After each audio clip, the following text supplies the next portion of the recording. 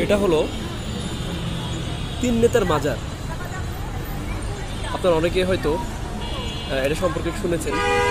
এটাই হলো সেই তিন নেতার মাজার। আপনাদের মনে কোশ্চেন আসতে পারে, কে হলো সেই তিন নেতা? আসলে ইতিহাসের সেই বিখ্যাত তিন নেতা এখানে সমাহিত হয়ে আছেন। আপনারা সবাই জানেন, মাজার মানে হচ্ছে কবর। মূলত তিন নেতার মাজার হলো সেই বাংলাদেশের ইতিহাসে যারা বিখ্যাত হয়ে আছেন সেই তিন নেতাই মূলত এখানে সমাহিত হয়ে আছেন।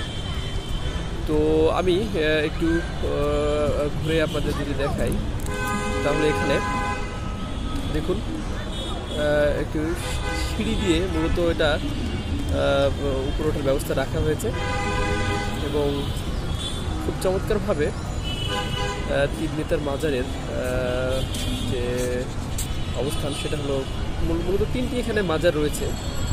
তো তিনটি মাজারের মধ্যে ডান দিকে যে মাজারটি রয়েছে